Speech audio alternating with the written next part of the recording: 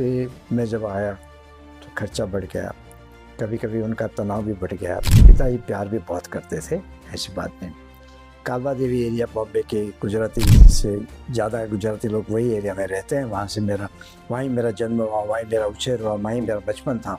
तो घर में ब्लैक कोट था, तो व्हाइट कोट कैसे आ गया? Arise, awake and stop not till the goal is reached, Swami Vivekananda. और मैं मेडिकल स्टूडेंट था तो हॉस्टल में रहता था। हाँ।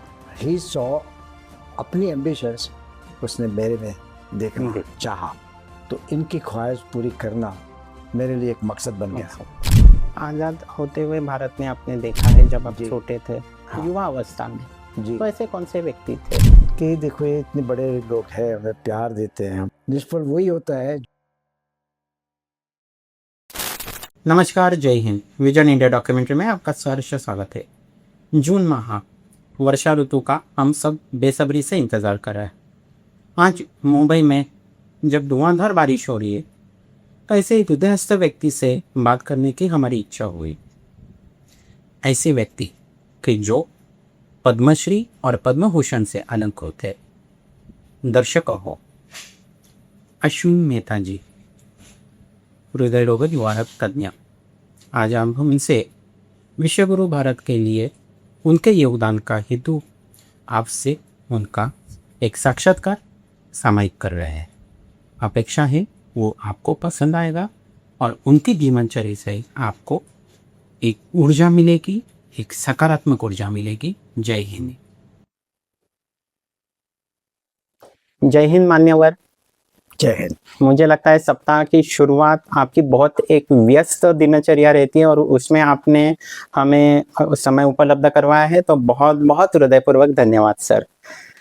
सूरत एक हमारे देश का एक व्यापारी केंद्र, वैसे सांस्कृतिक केंद्र भी, और एक हम बोल सकते हैं आध्यात्मिक और शैक्षिक केंद्र भी।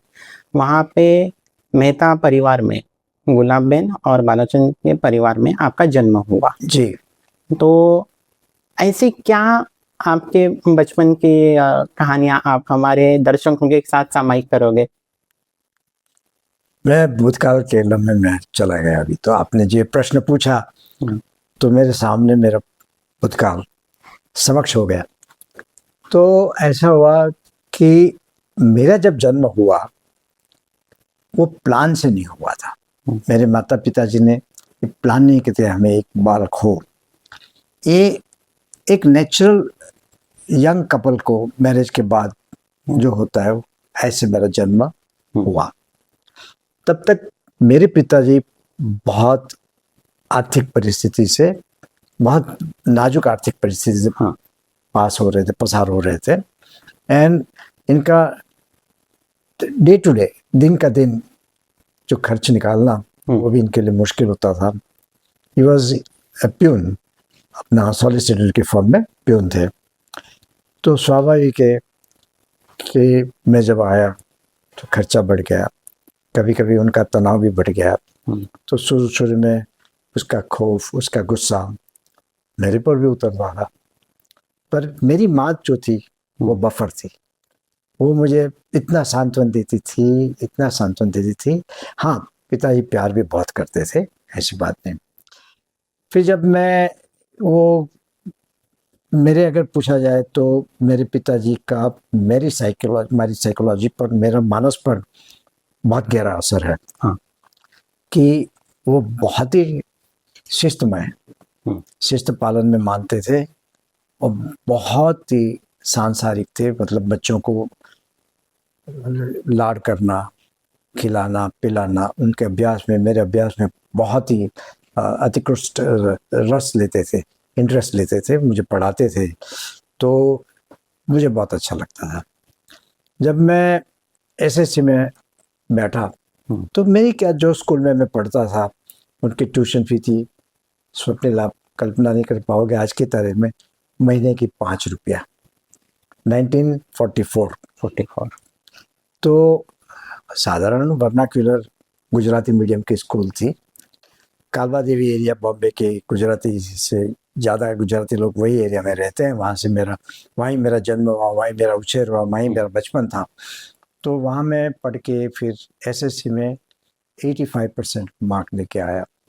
वो इट वाज बहुत ही आई वुड से उत्कृष्ट गिनाया गया। फिर मेरे को आप ही ऑटोमेटिकली एल्फिंसन कॉलेज में एडमिशन मिल गया। हाँ। फिर वहाँ से मैं पढ़ते पढ़ते पढ़ते डॉक्टर बना। मान्यवर, राजकोट में बचपन बीतने के बाद एक अपने परिवार से के साथ एक थोड़ी सी हमारी स्मृतियाँ रहती है। अपनी माँ गुलाबेन जी के बारे में हमें थोड़ा जानकारी प्राप्त करनी बहुत इच्छा है, और एक ऐसा माँ के हाथ का व्यंजन जो आज आप मिस करते हो। एक माँ के हाथ का जो व्यंजन रहता है ना, जो हमें डब्बे में लड्डू मिलता था या काकरा मिलता था, वो एक हमारे दर्शक। आप कैसे जानते हो मुझे डब्बे में लड्डू मिलते थे? जब मैं KEM हॉस्पिटल में था और मैं मेडिकल स्टूडेंट था, तो हॉस्टल में रहता था। हाँ। तो डब्बा आता था, डब्बे में लड्डू भी आता थे और एक साथ में चिट्ठी भी आती है। हाँ। चिट्ठी में मुझे मैसेज मिलता था, बेटा कैसे हो, पढ़ाई ठीक हो रही है। वो माँ लिखती थी वैसे, क्योंकि वहाँ पे उस समय पे ना टेलीफोन, मोबाइल फोन वो तो सुविधा थी नहीं थी। तो ये डब्बा एक कम्युनिकेशन का एक मीन हो रहा था। बहुत अच्छा बोला आपने, अच्छा याद दिलवाया। अच्छा मैं बताता हूँ, मेरी माँ रानपुर करके छोटा सा गांव है, इसमें बड़ी हुई। सिर्फ 4 किताबें पढ़ी हुई थी, लेकिन मैं कहूँगा बहुत ज्ञानी थी, बहुत समझदार थी, मैच्योर, बहुत ही समझदार। इसको जिम्मेदारी उठाना बहुत अच्छी तरह से मालूम था। जब मेरी इनकी शादी हुई तो मेरी माँ 16 साल की थी, 16-17 साल की, और 18 साल की हुई तब मैं आया। तो उनकी ना सौतेली माँ थी। हाँ। और उनके वो छोटे गांव में 2 वहाँ रहती थी, तो उनकी माँ तो मर गई, बस सौतेली माँ से बहुत अच्छा लगाव था, अपनी माँ जैसा ही लगाव था। तो वो बड़ी हुई और 6 बहनों में उसका एक भाई था बस, बाकी सब बहनें थी। तो इस तरह उनका जब वो आई तो बॉम्बे में आई, तो ऑब्वियसली एक गांव से आई हुई कन्या बोलो हो, तो वो बहुत ही उस समय पर काफ़ी व्यथित थी, क्योंकि ये सब कुछ देखा नहीं था उसने। तो बड़ी व्यथित रहती थी, बड़ी चिंता तो रहती थी। ऐसे कि एक बार ऐसा हो गया, मैं मज़े की बात बताता हूँ, श्रीमद रामचंद्र करके एक मूवी आई, तो उसमें लेडीज की लाइन अलग होती है ना। मेरे पिताजी ने बोला कि गुलाब तू जाके टिकट ले ले। तो टिकट तो ले ली, फिर अंदर तो फर्स्ट कम फर्स्ट सर्व पे, जो पहले आए उसको पहले, तो सिनेमा में पीछे बैठना चाहिए, वो पता नहीं था, वो तो पहली सीट में आके बैठ गई। तो ऐसे होते, बट मुझे याद है बहुत ही प्रेमाल, निष्पाप बिल्कुल। फिर उसके बाद में तो मेरे और 2 बहनें और एक भाई भी हुए थे। तो ऐसे वैसे हमारा 4 और 2 6। पिताजी भी बहुत ही मिलनसार, बहुत प्रेमी एंड फैमिली माइंडेड, कौटुंबिक। और तो धीरे धीरे पढ़ते पढ़ते पढ़ते वो लॉयर बने। और कैसे बने, तो सॉलिसिटर की ऑफिस में काम करते थे, तो लॉ बुक्स पढ़ते थे रात को, और पढ़ते पढ़ते वो उनके सीखते गए। फिर एक बार एग्ज़ाम आया तो उसमें एग्ज़ाम में उत्तीर्ण हो गए, तो इसको सनद मिल गई और प्रैक्टिस करने लगे। तो प्रैक्टिस करते करते मेहनत से अच्छा नाम बनाया। सो मेरे 15 साल के बाद का जो जीवन है वो थोड़ा सुखी था, पर उसके पहले गरीबी का बहुत अनुभव किया मैंने। नहीं मान्यवर, ये तो आपने जैसे कहा कि एक मध्यम वर्ग परिवार से आप हो, लेकिन मध्यम वर्ग परिवार का एक बहुत अच्छा रहता है कि उनकी जड़ें मजबूत रहती है। बिल्कुल। और जैसे कि मुझे और एक प्रश्न आपसे पूछना था कि आपके पिताजी एक बहुत ही बड़े अधिवक्ता थे कि जिन्होंने रेंट एक्ट में बहुत बड़ा योगदान दिया जी। आज उनकी वजह से बहुत सारे जो हमारे लोग हैं वो स्टेबल यहाँ पे हो पा रहे हैं, और आपके जो भाई है वो स्थापत्य कला में है जी। तो घर में ब्लैक कोट था, तो व्हाइट कोट कैसे आ गया? देखिए, मुझे आज तक भी मालूम नहीं है कि कोर्ट में ऐसा कैसा सिलसिला है कि भाई ब्लैक कोट पहनना चाहिए। मुझे ताज्जुब है, क्यों जरूरी नहीं है ऐसा। अच्छा ये छोड़ते हैं। ऐसा था जब मैं पढ़ता था हम्म, तो बार बार मेरे पिताजी कहते थे, बेटा मेरी ख्वाहिश थी कि मैं डॉक्टर बनूं। हम्म, मतलब भाई, मैं भाई कहता था, भाई क्यों आप ऐसे कहते हो? हम्म, तो बोला, देखो कि डॉक्टर के पास जो आते हैं हम्म, वो खुशी खुशी जाते हैं, हम्म, हमारे पास आते हैं आधा खुशी आधा दुखी होके जाते हैं। हम्म, तो बोले कि तू डॉक्टर जरूर बनना। हम्म, ही सॉ अपनी एम्बिशंस उसने मेरे में देखना देख, चाहा। तो ये मैंने मन में एक मक्कम निर्णय बना लिया हम्म, कि मैं बनूंगा तो डॉक्टर ही, हम्म, क्योंकि मेरे पिताजी मुझे बहुत प्यार देते थे, मैं उनको बहुत चाहता था। तो इनकी ख्वाहिश पूरी करना मेरे लिए एक मकसद बन गया। मकसद था। तो मैं डॉक्टर बना, और एक नो रिग्रेट्स। हाँ वो भी ऐसा डॉक्टर कि जिसने वैद्यकीय क्षेत्र में अपना अमूल्य योगदान दिया। यानी वैद्यकीय क्षेत्र के, मुझे लगता है अगर कोई हिमालय कहे तो वो आपकी तरफ अभिमान से और ऊर्जा से देखते हैं। मान्यवर, आपके पीछे मुझे लगता है कम से कम 4 या 5 पदनाम है। भूषण, श्री, डॉक्टर, यानी विद्या वाचस्पति, बहुत सारे नाम।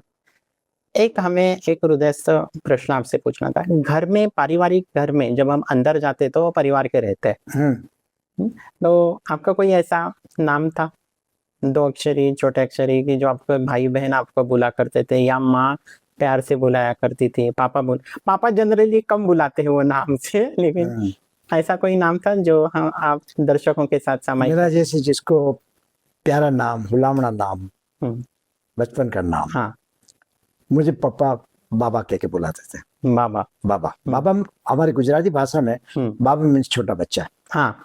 बाबा, बाबा कह के बुलाते थे। और वो तो मम्मी? मम्मी भी, मम्मी। नबी भी वही। हाँ। पर अश्विन भी कहते थे उनके बाद, अश्विन, हाँ। और मेरे फ्रेंड्स वगैरह तो ऑफ कोर्स नेचुरली अश्विन ही अच्छा। कहते थे। और आपके भाई बहन में अगर ज्यादा ये कौन करता था, यानी मस्ती कौन करता था? ओ, मैं ही करता था। पर देखो, मुझे याद आता है कि मेरे बाद तो मेरी एक बहन आई। हम्म, तो शुरू में तो जो हमारे साइकिक लैंग्वेज में, साइकियाट्रिक लैंग्वेज में कहते हैं सिबलिंग राइवलरी। हाँ, जब कोई नया बच्चा आता है तो लगता है कि कॉम्पिटिटर आ गया।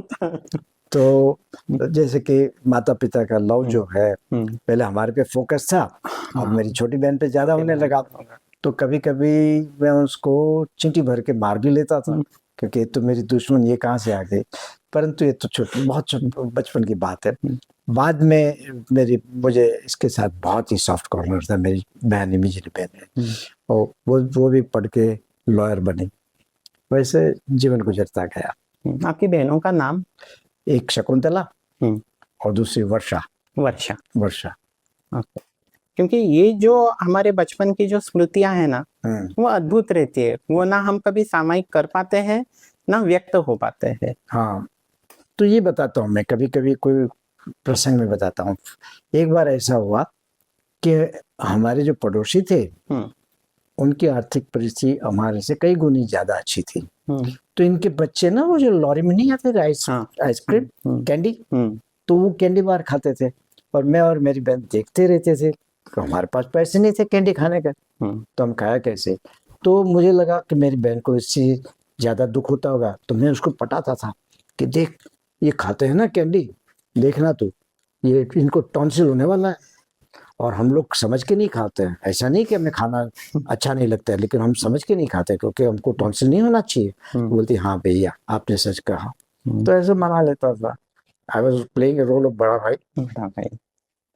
यानी बचपन में जो बच्चे शरारती होते हैं, या जो बच्चे एकदम से मस्तीखोर रहते हैं या शरारती रहते हैं, वो आगे जाके अत्यंत कुशाग्र बुद्धि के वैद्यकीय क्षेत्र के नामांकित डॉक्टर भी बन जाते हैं।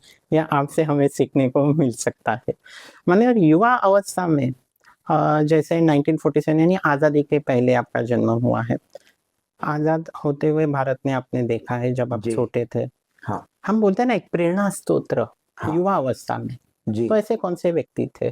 देखो, मुझे याद है कि एक बार मैं आज़ाद मैदान गया था। हम्म, बम्बई में बहुत बड़ा मैदान है। हाँ, वहाँ मेरे पिताजी ने मेरे को गोद में लेके ले गए थे। हम्म, महात्मा गांधी का प्रवचन था कुछ, हम्म, और स्कूल में जब था तो मैं मरीन ड्राइव गया था। हम्म, तो जवाहरलाल नेहरू जी निकले थे वहाँ से, प्राइम मिनिस्टर।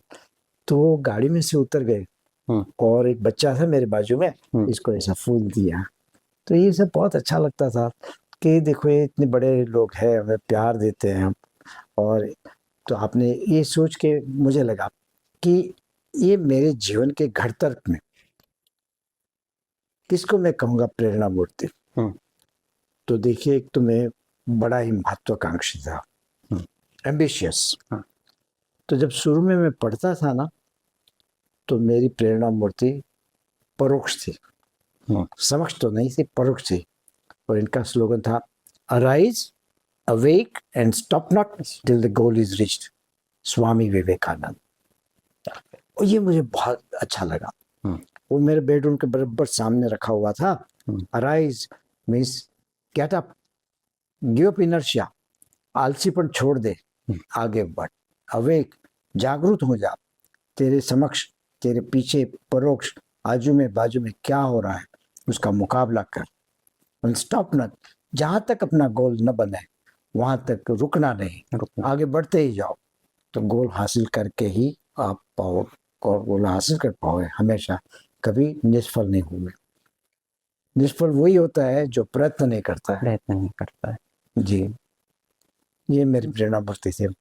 उस समय बाद में मैं एक व्यक्ति का चरित्र से बहुत ही प्रभावित हुआ, बहुत ही प्रभावित।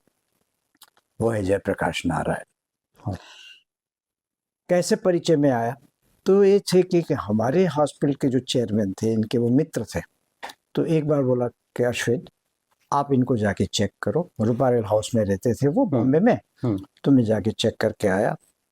तो वाकई से कुछ हम दोनों के बीच में थोड़ा सा कुछ सा अम,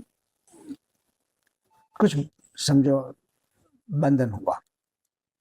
बाद में वो जेल से आए तो किडनी डैमेज से आए थे। हम्म, तो यहाँ पे इनको कार्डियक अरेस्ट हो गया था। और ऐसा हुआ कि उसी समय पर कार्डियक अरेस्ट हुआ। उसी समय पे विद इन 30 सेकेंड्स इत्तेफाक से मैं वो रूम में एंटर हुआ, मैंने देखा कार्डियक अरेस्ट है। तो मसाज वगैरह देख के रिवाइव कर दिया।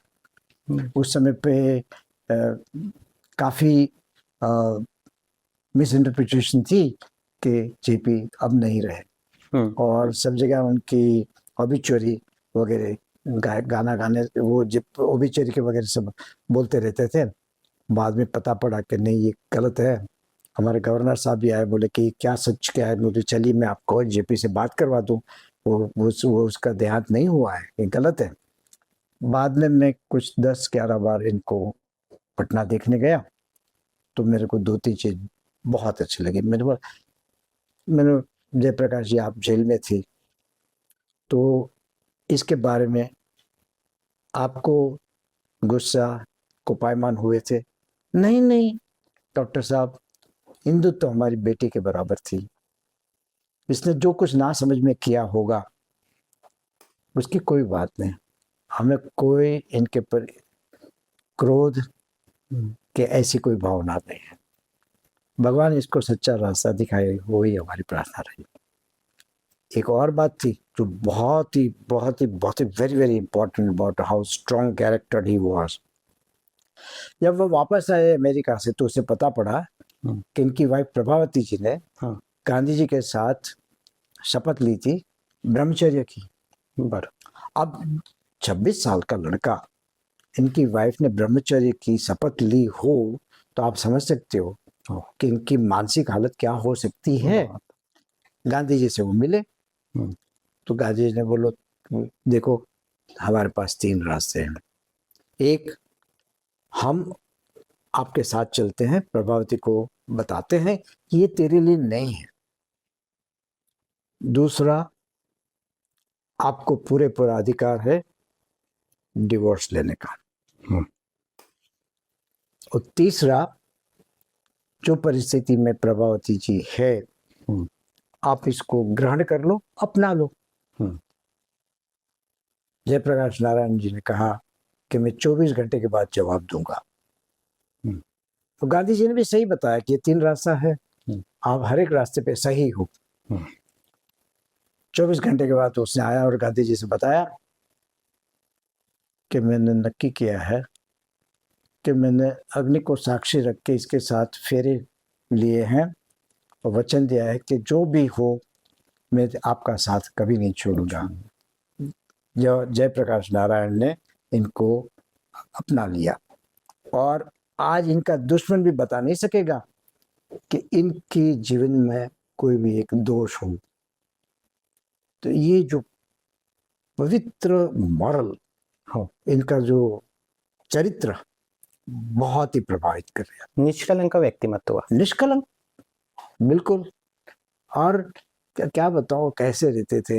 इस एक छोटी सी की कोठी थी वहाँ पे अपना पटना में, कदम कुआं पे। वहाँ 1-2 छोटे कमरे थे। वो धोती के कपड़े, कपड़े खादी की धोती थी, वो पहनते थे। बहुत ही सादगी, बहुत ही सादगी। तो ये कुछ तो फर्क जरूर हुआ है आज के जमाने में। हो बस सादगी नहीं रही अभी। नहीं, वो नहीं रही, पवित्रता नहीं रही। तो मुझे ये लगा कि they should be my mentor. वो मुझे जब भी कभी प्रश्न उपस्थित होता है तो मुझे लगता है कि ऐसे में जयप्रकाश जी ने कैसे बिहेव किया होता। श्रीमान जी, हृदय विकार एक ऐसा विकार है कि जो हमारी जो बचत है, पूंजी है, उसको खाली करने में बहुत सारे प्रयत्न करता है या प्रभावित करता है, ऐसे माना जाता है। और ऐसे हृदय विकार से आप लोगों को सहज तरीके से आप बाहर निकालते हो। मैंने जब आपका साक्षात्कार लेने के लिए जब मैं आपके ऊपर अभ्यास कर रहा था, तो मुझे ऐसे कई पेशेंट मिले कि जिन्होंने मुझे कहा, जो 25 वर्ष पूर्व आपसे ट्रीटमेंट ले चुके थे, जी। तो उन्होंने हमें कहा कि अगर 1 लाख रुपए में उस वक्त हमारी ओपन हार्ट सर्जरी होती थी, तो सर हमसे 20,000 25,000 लेते थे और वो कभी पूछते भी नहीं थे कि फाइनल इंस्ट्रूमेंट अभी आपने किया नहीं है। एक में ऐसे डॉक्टर है कि जिनको एक व्यक्ति है कि जिन्होंने मुझे कहा था कि ऐसे हृदय रोग विकार डॉक्टर है कि जो हृदय से काम करते हैं। 1 लाख के ऊपर शस्त्रक्रिया है सर आपकी। हाँ, इसको हम आज ऐसे कहेंगे कि जैसे इसका एक नाम देंगे, अनुकंपा, एम्पैथी। अनुकंपा ये एक डॉक्टर का आभूषण या अलंकार नहीं, उनकी वे ऑफ लाइफ होना चाहिए। ये एक गुण नहीं है, ये इनके जीन्स में होना चाहिए। इसके बिना आप डॉक्टर बन नहीं पाओगे। तो ये अभी जब भी मैं कोई पेशेंट को टेबल पे लेता हूँ, मैंने, आप जानते हो स्वप्निल, कि मैंने JRD टाटा की भी ट्रीटमेंट करी है और सामान्य कोई ऑफिस का प्यून की भी ट्रीटमेंट करी है। पर जब पेशेंट टेबल पे आता है तो मुझे कुछ नहीं दिखता है अर्जुन की तरह, सिर्फ एक ही दिखता है, इनका हार्ट। अब हार्ट को तो पता नहीं मैं JRD टाटा का हार्ट हूँ कि रास्ते वाले प्यून का कोई हार्ट हूँ, उसको तो पता नहीं। उनके जो जो जो ब्रीदिंग होती है, इतनी जो पंपिंग होती है, ये वो जो तो हर सामान्य है उसी तरह होती है, फिजियोलॉजिकल। तो ये हमेशा ये मेरा लक्ष्य इस तरह से ही रहता है। दूसरा, हाँ, पैसों की जरूरत तो है, पर सुखी जीवन के लिए बहुत पैसे की जरूरत नहीं है। हाँ, और पैसे तो जितने आपने अपने पर खर्च किए अपने जीवन के दरमियान, वही तो आपके थे। जो आप छोड़ के गए वो तो आपके थे ही नहीं, क्योंकि आप तो कुछ लेके नहीं आए थे, और छोड़ के गए तो कहाँ आपका हुआ। सो ये चीज जो है, अगर किसी इंसान को अपील करे हम्म। तो इनका जो आचरण है वो जो मैं सोचता हूँ वही रहेगा। एक आपसे प्रश्न, जैसे आपने बोला बहुत सारे राष्ट्रपति, भारत गणराज्य के महामहिम राष्ट्रपति एवं महामहिम प्रधानमंत्री, और जितने भी सेलिब्रिटी, ये सेलिब्रिटी वक्त मैं शायद वापस लेता हूँ, जितने भी महानुभाव हैं उनके हृदय शस्त्रक्रिया आपने की है। जी और बहुत छोटे बच्चे, नवजात शिशु के भी आपने हृदय की शस्त्रक्रिया की है। जी सच में कुछ फर्क रहता है या आपके ऊपर टेंशन रहता है सर? हाँ, एक एक चीज है कि जब मैं पीडियाट्रिक्स में था और बच्चों की हार्ट डिजीज की ट्रेनिंग में ले रहा था शिकागो में, हाँ। तो बड़ी ताजुब की बात कि आज कोई बच्चे को आप कोई इंजेक्शन दो ना तो बच्चा रो लेता है ताबड़तोड़, बट विद इन 2 सेकेंड्स इतना अच्छा स्मित देता है कि भूल जाता है बच्चा सब कुछ। तो ये मैं बोला ये एडल्ट्स में, युवाओं में नहीं होता है। एक दूसरी चीज है कि बच्चों की जो सारवार करते हैं हम लोग, तो ज़्यादा करके हमें रिएक्ट करना पड़ता है इनके पेरेंट्स से, माँ बाप से। तो इनको आश्वासन देना, सही परिस्थिति से वाकिफ करना, क्या एक्सपेक्ट करना है क्या नहीं करना होता है। एडल्ट्स में we have to deal directly. Patient समझदार होता है, जिम्मेदारी पेशेंट की होती है। जैसे कि आज कोई पेशेंट कहे कि डॉक्टर साहब मेरी एंजियोप्लास्टी कर दो, तो इनको कोई और कहे कि नहीं करानी है, इनकी वाइफ कहे, भाई कहे, नहीं चलता है। His decision is final. Similarly वो मना करे तो कोई भी बोले मैं उनको टच नहीं कर पाता हूँ, लीगली मॉरली एवरीवेयर। सो ये फर्क तो रहता ही है। और बेसिकली हर एक को तो मैं खुश नहीं कर पाता, कोई कोई लोग नाराज हो जाते हैं, वो नाराजगी का कारण भी होते हैं। कभी कभी आउटकम सक्सेसफुल नहीं होता है, सफलता नहीं मिलती है, तो भी नाराजगी का कारण हो सकता है, लेकिन बहुत कम लोग समझदार है। अगर आप इनसे अच्छी तरह से बात करो तो समझ जाते हैं कि डॉक्टर भगवान नहीं, और वो अपना प्रयत्न करते हैं डॉक्टर लोग, और पूरी पूरी अपनी एब्सोल्यूट सिंसियरिटी, वफादारी से अपना काम करते हैं। तो ये फर्क है एडल्ट्स में और चिल्ड्रन में थोड़ा। एक बच्ची थी, मुझे याद आ रहा, 6-7 साल की, बोले मम्मी मैं थोड़ा सा भी चलती हूँ ना तो मुझे चेस्ट पेन होता है। Now that is classically angina में होता है एडल्ट में, जब आर्टरीज ब्लॉक हो जाती है तब। तो मम्मी ने सोचा, मजाक में छोड़ दिया, 6-7 साल की बच्ची को क्या हार्ट की बात। अभी बोले अभी तो मैं एक कमरे से दूसरे कमरे जाती हूँ ना तो भी मुझे दर्द होता है छाती में। तो बोले चलो डॉक्टर के पास जाते। डॉक्टर ने कार्डियोग्राम लिया, बहुत खराब कार्डियोग्राम आया। तो लगा, डॉक्टर भी ताजुब हो गए, बोले ये तो कुछ बड़ा कठिन सा प्रॉब्लम है। तो यहाँ पे ले आए जसलोक में, तो हमने एंजियोग्राफी करी, तो इनकी जो रक्त वाहिनी है हृदय की 99% ब्लॉक थी।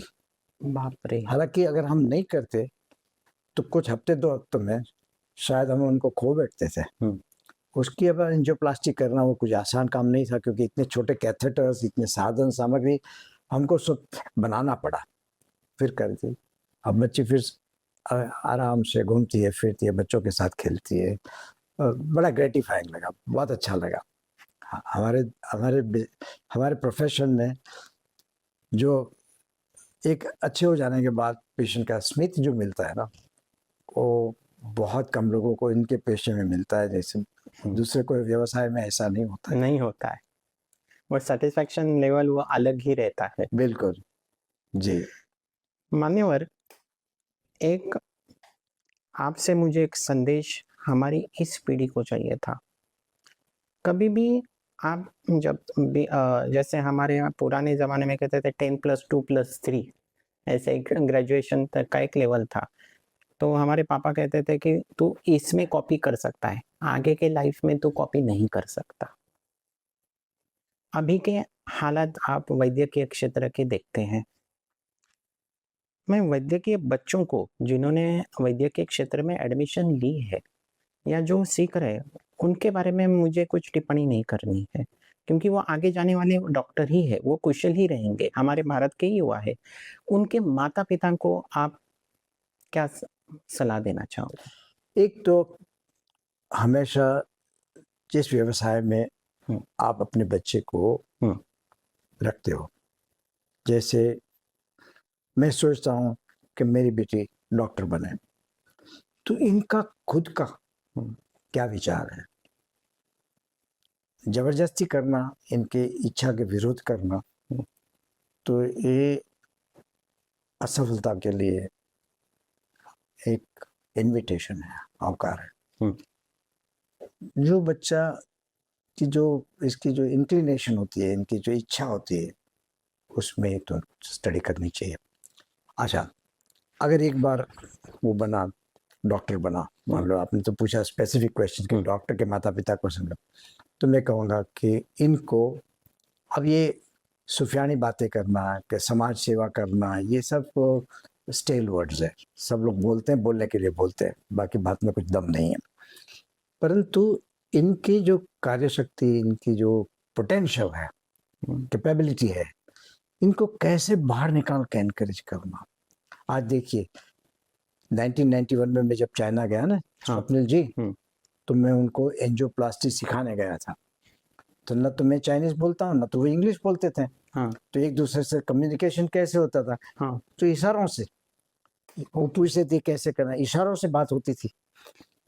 आज 1991 में दे न्यू नथिंग एंजियोप्लास्टी के बारे में।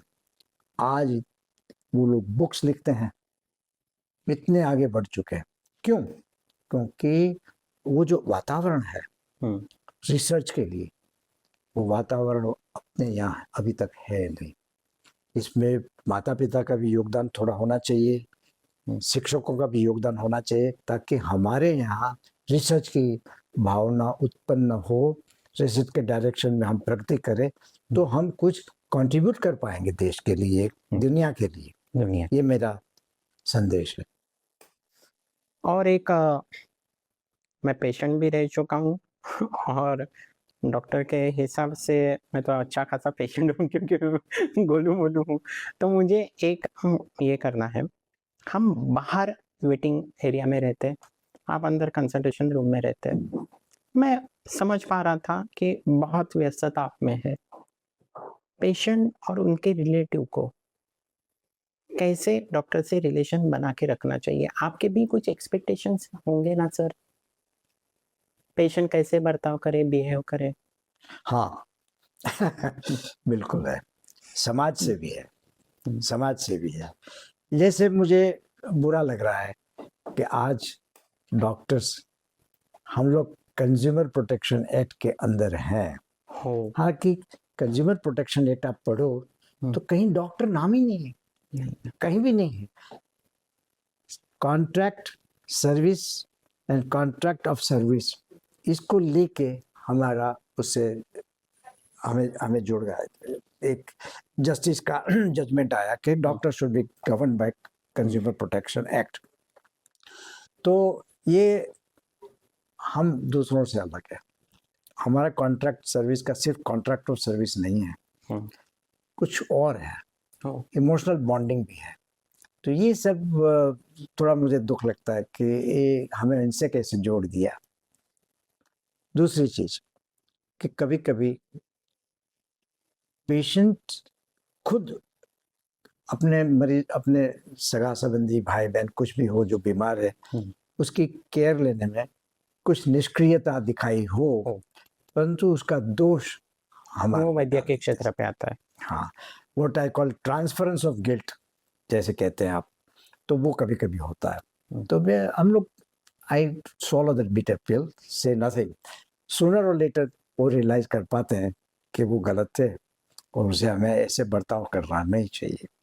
बाकी ऑफ कोर्स हमारे एक्सपेक्टेशंस तो जरूर है कि आप हमारे से जितना चाहते हो इतना हम नहीं दे पाएंगे, क्योंकि हमें और एक भी है और चीज़ भी है ना स्वप्निल, कि भाई मैं तो चलो सुबह डायग्नोज करके गया, ट्रीटमेंट प्लान करके चला गया, बाद में काफ़ी केयर एक जूनियर डॉक्टर ही देगा। तो ये इसको जानना चाहिए, क्योंकि अगर ये अपेक्षा हो कि डॉक्टर मेहता हमें पूर्ण टाइम दे, 24/7 पॉसिबल ही नहीं। नहीं पॉसिबल है। सो ये इस समाज को समझना चाहिए। तीसरी चीज, मिसहैप एंड नेग्लिजेंस, बहुत फर्क है। और दोनों दोनों के जब आउटकम आता है मिसहैप से क्या नेग्लिजेंस से, outcome is same, undesirable outcome. परंतु मिसहैप के लिए डॉक्टर रिस्पॉन्सिबल नहीं है। देयर इज दैट ऑल्सो भी थोड़ा समझना चाहिए कि प्रयत्न कर्मण्येवाधिकार से माँ फलेषु कदाचन, जो तो डॉक्टर तो ध्यान में रखते ही हैं, परंतु ये डॉक्टर ने किया है वो श्रद्धा विश्वास होना चाहिए। यानी दर्शकों को मैं ये भी एक कहना चाहूँगा कि सच में अगर आपको लगता है कि डॉक्टर हमें प्रायोरिटी बेसिस पे अपॉइंटमेंट दे या बाकी का, लेकिन डॉक्टर को भी अपना एक पर्सनल लाइफ रहता है जी, उनको आने जाने में, ट्रैवलिंग में भी बहुत ज़्यादा वर्क कंज्यूम होता है और उनको बाकी के पेशेंट्स को भी देखना पड़ता है। तो 24/7 और इजीली कॉल किया मुझे ये हो रहा है, मुझे वो हो रहा है, जी, तो वो पेशेंट को बचना भी चाहिए। हाँ, ये भी एक डॉक्टर के प्रति वो होना चाहिए। इजीली अवेलेबल डॉक्टर रहे ऐसा तो नहीं रहेगा, क्योंकि हमारी क्षमता असंभव है। असंभव है। मान्यवर, आपके बारे में जब हमने रिसर्च किया तो हमारे श्रद्धेय 4 व्यक्ति जिनके आप बहुत ही निकटवर्ती हैं और उनकी कहीं पर भी हमें ये सूरती दिखाई नहीं देती, वो हमारे अभिमान का ये है, विषय है। एपीजे अब्दुल कलाम जी, हमारे राष्ट्रपति जी, और हमारे श्रद्धेय प्रधानमंत्री जी जिनको देख के मैं बड़ा हुआ। साहित्यिक थे वो पहले, बाद में राजनेता हुए। तो प्रधानमंत्री अटल बिहारी वाजपेयी के मंत्रिमंडल द्वारा सिफारिश करने के बाद तत्कालीन राष्ट्रपति एपीजे अब्दुल कलाम जी ने आपको 2004 में पद्मश्री अलंकृत किया था। जी, उसके पश्चात 20 वर्ष आपने अथक मेहनत के पश्चात आपको 2024 में अभी के प्रधानमंत्री श्रद्धेय मोदी जी के मंत्रिमंडल द्वारा प्रस्तावित नाम के बाद आपको हमारी पहली आदिवासी नेतृत्व प्राप्त द्रौपदी मुर्मू जी के यहाँ से माननीय राष्ट्रपति जी से पद्म भूषण अलंकरण से अलंकृत किया गया। ये 2 पल थे। तो एक हृदय रोग निवारक तज्ञ से मुझे क्वेश्चन पूछना है, सवाल। पहले पद्मश्री अलंकरण के वक्त पे महामहिम राष्ट्रपति भवन में आपके हृदय में उस वक्त क्या चल रहा था, और दूसरी बार भी क्या चल रहा था? आप किसको ज्यादा मिस कर रहे थे या आपकी उस वक्त की भावनाएं? बहुत अच्छा प्रश्न पूछा आपने। एक तो अगले दिन हमें बुलाते थे हाँ, और थोड़ा सा रिहर्सल होता था, कैसे चलना, कितना चलने के बाद अपने को राष्ट्रपति की तरफ मुड़ना, प्रणाम करना, आगे चलना और फिर लेके कैसे नीचे आना। वो जो ये पूरा क्या कहूँगा, रिहर्सल। हाँ, वो हमें करना है। तो मैं, मेरी पत्नी भी आई थी मेरे साथ में, हम अशोका होटल में ठहरे थे उस टाइम पे। अच्छा, पर मजे की बात बहुत आई। देखो फिर थोड़ा तो ये प्रसंग खत्म हुआ ना, तो शाम को जब डिनर थी हाँ, तो राष्ट्रपति जी आए थे, डॉक्टर अब्दुल कलाम। हाँ, तो बहुत मिलनसार, वो तो साइंटिस्ट थे और हम भी तो साइंटिस्ट तो है ही। तो मैंने ऐसे बता दिया कि राष्ट्रपति जी आपकी हेयर स्टाइल मुझे बहुत पसंद है। तो वो हंसे, बोले लेकिन आपकी मुझे बिल्कुल पसंद नहीं है। सो ये लाइटर मोमेंट्स भी होती थी। और जब एक चीज होती है कि जब अपने को अवार्ड मिलता है, पुरस्कार मिलता है, तो मुझे एक ये भी भावना होती थी कि ये अभी मुझे इतना केयरफुल, मेरी वर्तणुक, मेरा चरित्र ऐसा होना चाहिए कि ये इमेज कभी भी डार्निश नहीं होनी चाहिए। इसके ऊपर कभी भी दाग झाग लगना नहीं चाहिए। तो ये साथ में एक जवाबदारी का भावना भी उत्पन्न होती है। ये मेरा उस समय का अनुभव है। और बहुत लोग फिर थे, बड़े बड़े लोग आगे बैठते होते थे, मिनिस्टर्स। लास्ट टाइम जब गया तो मेरे बगल में श्रीमती वैजयंतीमाला बैठे थे, और मेरी इस तरफ पे चिरंजीवी हाँ। वो थे, और मोदी साहब सामने बैठे थे, बाजू में अमित शाह साहब, राजनाथ सिंह, सब वगैरह लोग बैठे हुए होते थे वहाँ पे। तो ऐसा लगा था कि ये जैसे मेरा मन में स्वप्न था कि भाई कोई ऐसा मौका मिले जहाँ मैं इन लोगों से पर्सनली बात कर सकूं। नरेंद्र मोदी तो ऐसा इतने मुझे प्रभावित इसलिए करके गए, इन्होंने अपनी बुक में से देख लिया, मेरा नाम भी देखा और फोटो भी देखा, तो आके उसने पूछा केम छो अश्विन भाई। तो मुझे बहुत अच्छा लगा, क्योंकि he is very careful, he is very very meticulous. तो भाई किसी से भी मिलते हैं तो इसके बारे में थोड़ी सी जानकारी कर लेते हैं। पूर्ण जानकारी। Very sharp, very very sharp, very sharp. तो ये प्रभावित करेगा। तो जीवन के अंदर हर एक से कुछ न कुछ तो सीखना मिलता है। तो उस दिन मोदी मैंने सीख लिया कि जिसके मिलने जाओ इसके बारे में पहले जान कर लो, जानकारी प्राप्त करें। आपके बारे में भी मैंने कर ली।